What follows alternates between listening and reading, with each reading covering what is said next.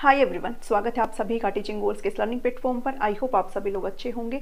STET की series चली हुई और आज जो क्लास रहने वाली है वो साइकोलॉजी की यानी कि सीडीपी की क्लास रहने वाली है। बाल विकास की आपकी क्लास रहेगी और आज एक और इम्पोर्टेंट थ्योरी को डिस्कस करेंगे। इसके साथ जो आपकी ये सीक्वेंस चली आ रही है थ्योरीज की, जिसके अंदर आपको मेनली 3 को पढ़ना होता है, जिसमें पियाजे पढ़ते हैं, कोलबर्ग को पढ़ते हैं और आज लास्ट ये थ्योरी आपकी रहने वाली है जो है लेव वाइगोत्स्की की थ्योरी है। रशियन साइकोलॉजिस्ट थे और इस थ्योरी को सोशियो कल्चरल थ्योरी बोला जाता है, सामाजिक सांस्कृतिक सिद्धांत बोला जाता है। ठीक है, तो आपको अच्छे से इसको समझना है और इस वीडियो के अंदर कोशिश ये रहेगी पूरी कि आप सारे क्वेश्चंस जितने भी बन पाते हैं वो आप अच्छे से बना पाएंगे।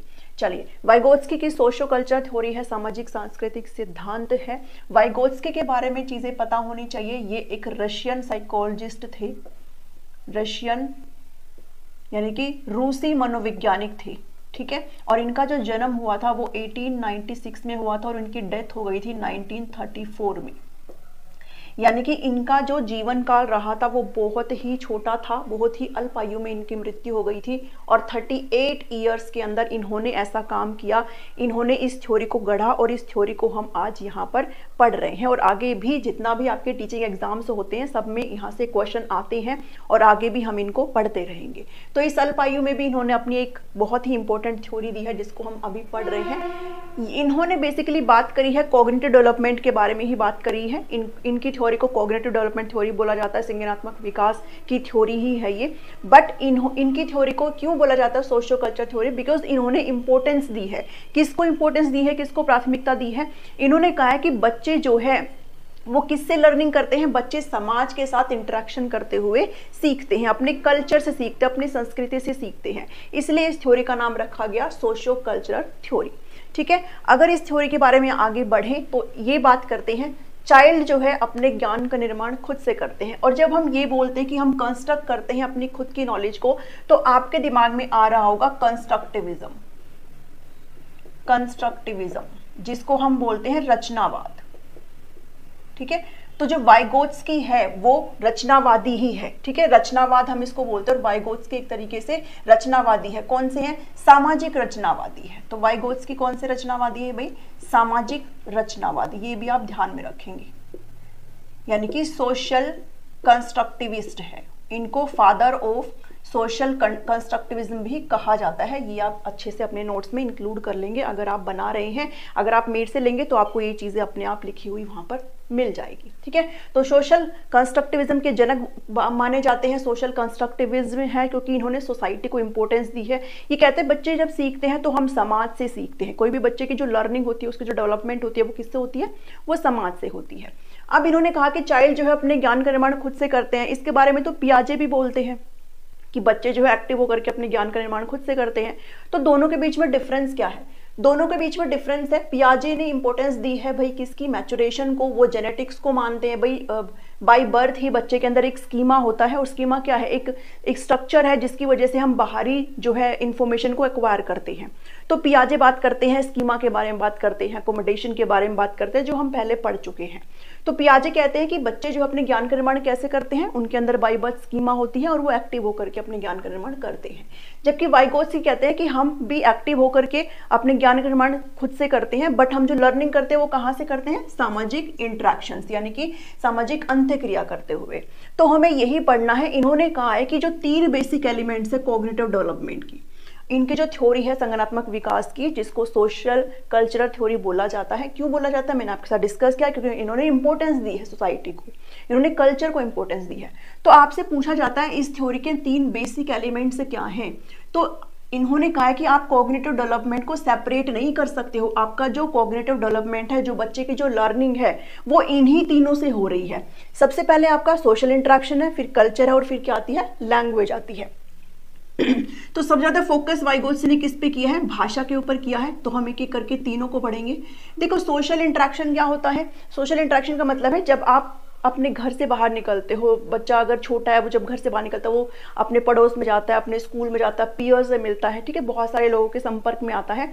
तो सोसाइटी से जब बच्चा सीखता है, और ये बिल्कुल ऑब्वियस सी बात है, हम लोग सिर्फ अपने घर से ही नहीं सीखते हैं, हम लोग सोसाइटी से भी चीज़ें सीखते हैं। तो ये बात बिल्कुल सही वाइगोत्स ने कही थी कि हम कहाँ से सीखते हैं, हम सोशल इंटरेक्शन से सीखते हैं, सामाजिक अंतःक्रिया करते हुए सीखते हैं। बट इस चीज़ को लेकर के इनके कुछ क्रिटिक्स भी हुए थे, इस सोशल इंटरेक्शन को लेकर के, जो हम यहाँ पर कवर करेंगे। अभी नहीं इस चीज़ को छेड़ रहे हैं, बाद में समझेंगे, ठीक है। तो अभी बस इतना समझो कि इन्होंने कहा कि हम सोशल इंटरेक्शन से सीखते हैं, समाज के साथ इंटरेक्ट करते हुए, उनसे बातचीत करते हुए जो है हम लर्निंग करते हैं। दूसरा इन्होंने इंपॉर्टेंस रोल दी किसको, कल्चर को। इन्होंने कहा कि भाई जो जिस भी पर्टिकुलर बच्चा जिस भी कल्चर से आता है वो उसी के अकॉर्डिंग ही अपने आप को डेवलपमेंट करता है। अब यहाँ पर जैसे आप लोग हरियाणा से होकर, या फिर आप कहीं से भी हो, हरियाणा से हो, एमपी से हो, कहीं साउथ से हो, कर्नाटक से हो, कहीं से भी हो, ठीक है, केरला से हो, तो सबका अपना अपना कल्चर होता है। और जिस पर्टिकुलर कल्चर में हम रह रहे हैं, जिस पर्टिकुलर कल्चर में किसी बच्चे का जो लर्निंग है वो हो रही है, वो उसी के अकॉर्डिंग बनता है, ठीक है। तो कल्चर का भी अहम रोल है आपके डेवलपमेंट के अंदर। फिर जो तीसरा चीज इन्होंने बात करी वो करी भाषा की। इन्होंने कहा कि भाषा जो है एक टूल का काम करता है। टूल मतलब एक उपकरण है, और किसके लिए, जब आप बाहरी वर्ल्ड से इंटरेक्ट करते हो, अपने घर से निकल करके आप अपने आप से जब बाहर जाते हो, मतलब एक तो मैं सेल्फ हूं, और जब मैं बाहरी अगर किसी से इंटरेक्ट करती हूँ वो मेरी सोसाइटी हो जाती है, वो मेरा आउटर वर्ल्ड है। तो जब कोई भी बच्चा अपने आउटर वर्ल्ड से इंटरेक्ट करता हो तो किसके थ्रू करता है, लैंग्वेज के थ्रू, भाषा के थ्रू करता है। वाइगोत्स्की कहते हैं कि अगर भाषा नहीं है तो मतलब आपका जो डेवलपमेंट है, जो विकास है, जो संज्ञानात्मक विकास है, वो क्या है, अधूरा है, ठीक है। वो आपका जो विकास है वो नहीं हो सकता है। तो लैंग्वेज का एक बहुत इंपॉर्टेंट रोल किसने माना है, वाइगोत्स्की ने माना है। जबकि पियाजे जो है वो इसका इतना इंपॉर्टेंस नहीं मानते, उन्होंने इतना लैंग्वेज पर बात नहीं करी। तो पियाजे, वाइगोत्स्की जो है किस पर बात करते हैं, लैंग्वेज के बारे में बात करते हैं।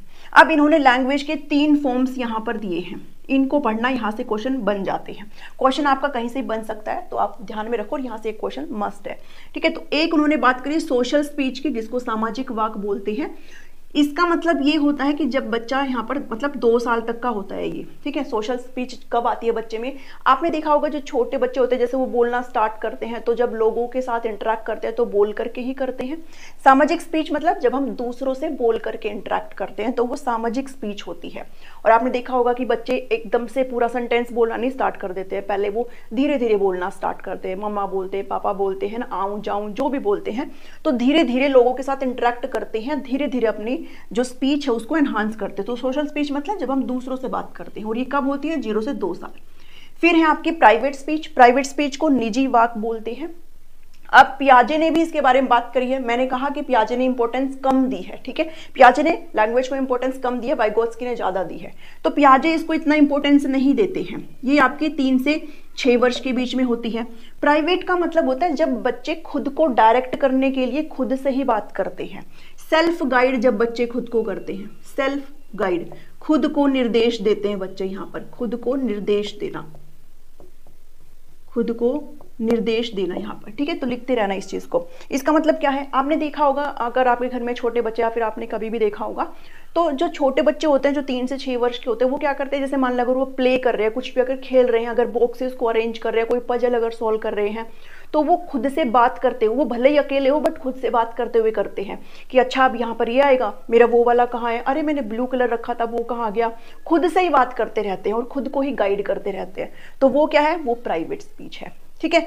और उसके बाद अप टू 7 ईयर्स, ठीक है, 7 साल के बाद जो है आपका क्या हो जाता है, silent inner speech. Silent inner speech का मतलब है जो आपकी प्राइवेट स्पीच थी अब वो दब गई है, अब वो कन्वर्ट हो गई, वो अब साइलेंट हो गई है, ठीक है। पहले प्राइवेट थी, पहले वो खुद से बात करते थे और बोल करके बात करते थे। अब ये जो प्राइवेट स्पीच है ये डिमिनिश हो चुकी है, यानी कि दब चुकी है, ठीक है। बच्चे के अंदर है लेकिन दब चुकी है। अब बच्चा बोल करके नहीं, अंदर अंदर ही खुद से ही बोल करके ही अपने आप को डायरेक्ट कर सकता है। तो ये 3 टाइप्स है लैंग्वेज के, जिसके बारे में वाइगोत्स्की ने बात करी है। अब जब हम बात करते हैं लैंग्वेज की, तो पियाजे और वाइगोत्स्की के बीच में एक डिफरेंस हो रहा है। मैं अपनी नेक्स्ट क्लास में इन दोनों के बीच में जो डिफरेंस है, जितने भी डिफरेंस है उसको जरूर इंक्लूड करूंगी, बट अभी मेन देख लेते हैं। तो पियाजे सबसे पहले बात करते हैं, थोड़ा सा बेसिक डिफरेंस लैंग्वेज की अगर बात करते हैं, थॉट की अगर बात करते हैं, तो उसके बारे में बात करें। पियाजे कहते हैं पहले डेवलपमेंट होता है फिर लर्निंग होती है, यानी कि पियाजे कहते हैं पहले विकास होता है और बाद में हम सीखते हैं। ठीक है, हिंदी में लिखते रहना, पहले विकास होता है बाद में हम सीखते हैं। जबकि वाइगोत्स्की कहते हैं कि पहले लर्निंग होती है, पहले हम सीखते हैं एंड देन क्या होता है, बाद में डेवलपमेंट होता है। ठीक है, ये दोनों डिफर करते हैं अपने अपने ओपिनियंस में। और जब लैंग्वेज की बात आती है तो पियाजे कहते हैं पहले थॉट आते हैं, थॉट मतलब विचार, पहले विचार आते हैं किसी भी बच्चे में, देन बाद में लैंग्वेज आती है, बाद में भाषा आती है। पहले विचार आते हैं बच्चे में और बाद में क्या आती है, भाषा आती है। जबकि वाइगोत्स्की कहते हैं नहीं, पहले भाषा आती है बच्चे में, फिर बाद में क्या आता है, थॉट आता है, यानी कि विचार आता है। तो ये डिफरेंस है। डिफरेंस और भी है, उस चीज को हम नेक्स्ट वीडियो में अच्छे से कंप्लीट डिस्कस करेंगे, बट अभी इस चीज को लैंग्वेज वाले पोर्शन को समझाने के लिए बता रही हूँ कि पियाजे और वाइगोत्स्की में जो मेजर डिफरेंस क्या है, कि पियाजे बोलते हैं पहले तो विकास होता है बाद में हमारी लर्निंग होती है, जबकि वाइगोत्स्की कहते हैं कि नहीं, पहले लर्निंग होती है बाद में डेवलपमेंट होता है। इस चीज को बहुत इंपॉर्टेंट मार्क करके याद रखना। ठीक है, और पियाजे कहते हैं क्योंकि इन्होंने लैंग्वेज के ऊपर इतना फोकस नहीं किया, तो ये कहते हैं पहले थॉट आती है बाद में लैंग्वेज। जबकि वाइगोत्स्की कहते हैं भाषा के बिना तो कुछ भी नहीं है, भाषा जो है आप आउटर वर्ल्ड के साथ कम्युनिकेट करने के लिए आप भाषा का इस्तेमाल करते हो। आप सोसाइटी के साथ इंटरेक्ट कैसे करोगे, सोसाइटी के साथ आप कैसे वार्तालाप करोगे जब आपके अंदर भाषा ही नहीं है। ठीक है, तो भाषा पहले आती है और बाद में विचार आता है। अब एक चीज और जो वाइगोत्स्की कहते हैं, वाइगोत्स्की कहते हैं कि जो थॉट है, भाषा और जो विचार है, लैंग्वेज और जो थॉट है, वो शुरुआती साल में तो पैरेलल चलते रहते हैं बच्चे के अंदर, यानी कि समानांतर चलते रहते हैं। और जैसे जैसे बच्चा 3 साल तक का होता जाता है, तो 3 साल के मतलब जैसे जैसे बच्चा 3 साल का होने को होता है, वैसे वैसे जो भाषा और विचार है वो क्या हो जाते हैं, मर्ज हो जाते हैं। फिर से समझो इस चीज को, जो लैंग्वेज और जो थॉट है वो स्टार्टिंग में बच्चे के पैरेलल चलते रहते हैं, समांतर चलते रहते हैं, लेकिन जैसे बच्चा 3 साल के करीब होने को आता है, जैसे जैसे बच्चा 3 साल का होता रहता है, वैसे वैसे दोनों आपस में क्या हो जाते हैं, मर्ज हो जाते हैं। ये कहना है वाइगोत्स्की का। तो ये बहुत बार कई बार पूछा जाता है, इस चीज को भी जरूर ध्यान में रखिएगा। ठीक है, तो हमने इतना यहाँ से अच्छे से कवर कर लिया है। अब इन 3 बेसिक एलिमेंट के अलावा कुछ और भी बेसिक टर्म्स है जिसके बारे में वाइगोत्स्की बात करते हैं, जो कि आपके लिए समझना बहुत जरूरी है। अगर आपने कभी सीटेट भी दिया है या फिर कभी रेजिस्टेट दिया है तो आपने देखा होगा यहाँ से क्वेश्चन बन जाते हैं। और ये दूसरी इंपॉर्टेंट टर्म्स कौन सी है, आपने जेडपीडी का नाम सुना होगा, जोन ऑफ प्रॉक्सिमल डेवलपमेंट, जिसको निकटवर्ती विकास क्षेत्र बोलते हैं, समीपस्थ विकास क्षेत्र भी लिखा जाता है, समीपवर्ती विकास क्षेत्र, कुछ भी हिंदी में बहुत सारे नाम हो जाते हैं। ठीक है, दूसरा आपने स्केफोल्डिंग सुना होगा, और फिर आपने MKO यानी कि मोर नॉलेजेबल अदर, अधिक जानकार अन्य के बारे में आपने सुना होगा। अब इन टर्म्स को हम अच्छे से डिस्कस करेंगे।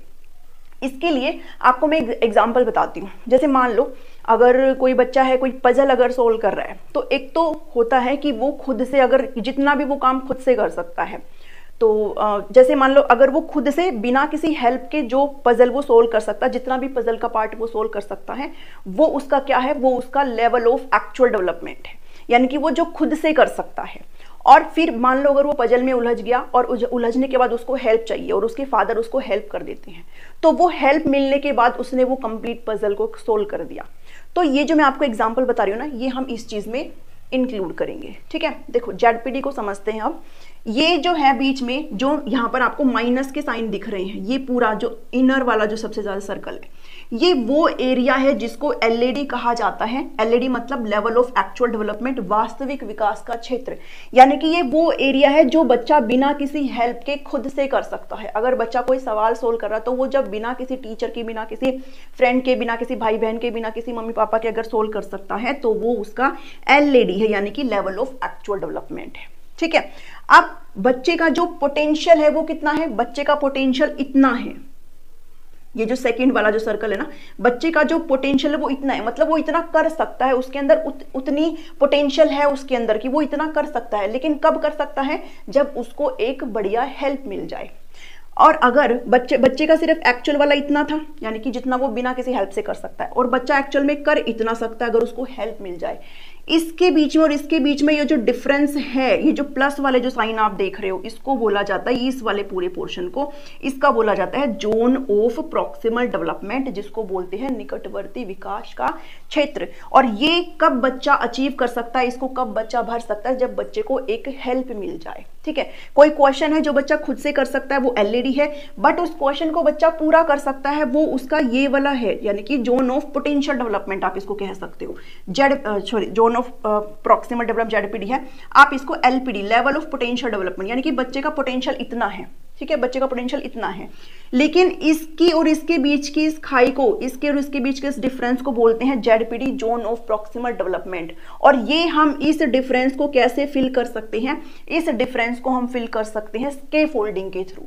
स्कैफोल्डिंग वो एक टेम्परेरी हेल्प होती है, एक ऐसी अस्थायी मदद होती है जो हम इस चीज को खत्म करने के लिए यूज करते हैं। अगर बच्चे को कोई सवाल नहीं आ रहा है तो स्कैफोल्डिंग का काम कौन करेगा, उसका टीचर करेगा। बच्चे को अगर पजल सोल्व नहीं हो पा रहा है तो स्कैफोल्डिंग का काम कौन कर रहा है, फादर कर रहा है, कि उसको पजल अच्छे से सोल्व करवा के और वो पूरी पजल को कंप्लीट कर पा रहा है। तो स्कैफोल्डिंग क्या होती है, वो एक टेम्परेरी हेल्प होती है। हमेशा ध्यान में रखना, ये एक परमानेंट हेल्प नहीं होती, अस्थायी हेल्प होती है। और जब बच्चे की लर्निंग, और इसको हम कब इस्तेमाल करते हैं, बच्चे की लर्निंग के लिए करते हैं। ठीक है, और अस्थाई मैं इसको इसलिए कह रही हूँ बिकॉज जब आपको लग रहा है कि बच्चे ने सीख लिया तो बार बार उसको नहीं, ऐसे मतलब उसको आलसी टाइप नहीं बनाना कि आप बार बार उसकी हेल्प कर रहे हो। तो टेम्परेरी होती है ये हेल्प, और ये वो हेल्प होती है जो किसके द्वारा दी जाती है, एमकेओ के द्वारा दी जाती है। और एमकेओ कौन होता है, more knowledgeable other, more knowledgeable other. और ये आपके पेरेंट्स भी हो सकते हैं, ये आपके पीयर्स भी हो सकते हैं जिनके साथ आप पढ़ते हो, आपके फ्रेंड्स वगैरह, आपके भाई बहन कुछ भी हो सकते हैं, आपके टीचर्स भी हो सकते हैं। ठीक है, बच्चे को सोल्व नहीं आ रहा था, बच्चे को टीचर ने हेल्प किया, बच्चे को स्कैफोल्डिंग मिली टीचर के द्वारा, उसने उस समस्या को सोल्व कर लिया, तो टीचर यहां पर कौन हो गया, एमकेओ हो गया। यानी कि ये मतलब एमकेओ का मतलब होता है कोई ऐसा पर्टिकुलर इंसान जो उस फील्ड में आपसे ज्यादा जानकारी रखता हो और आपकी हेल्प कर सकता हो, आपको स्कैफोल्डिंग दे सकता हो। ठीक है, तो यहाँ पर टीचर क्या हो गया, एमकेओ हो गया। अगर मैं इसका एग्जांपल ले रही थी पजल का, तो यहाँ पर जो फादर है बच्चे के वो क्या हो गए, वो एमकेओ हो गए, उन्होंने स्कैफोल्डिंग प्रोवाइड करी ताकि वो पजल सोल्व कर पाए।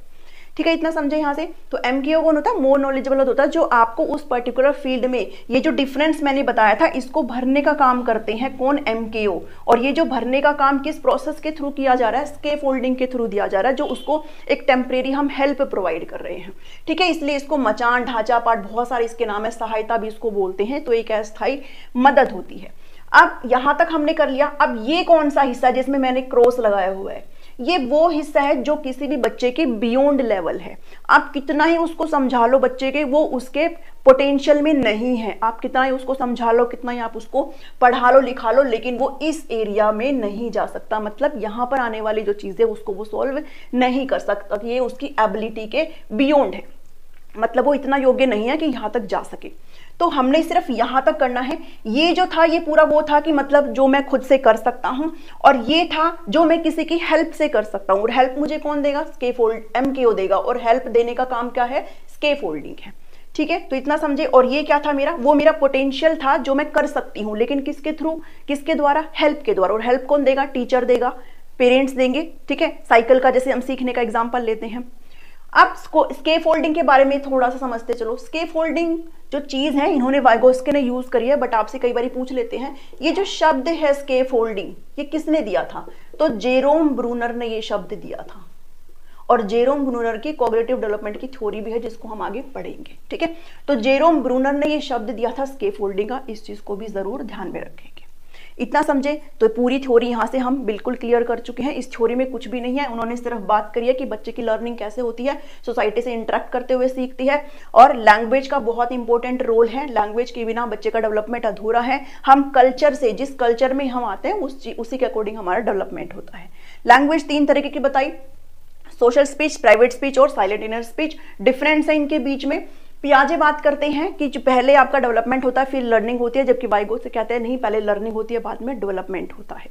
पियाजे बोलते हैं कि पहले क्या आती है, थॉट आती है, बाद में आपकी लैंग्वेज आती है, जबकि इससे ठीक उल्टा बोलते हैं वाइगोत्स्की। ये इंपॉर्टेंट टर्म्स जेडपीडी, स्कैफोल्डिंग, एमकेओ आपको समझ में आया।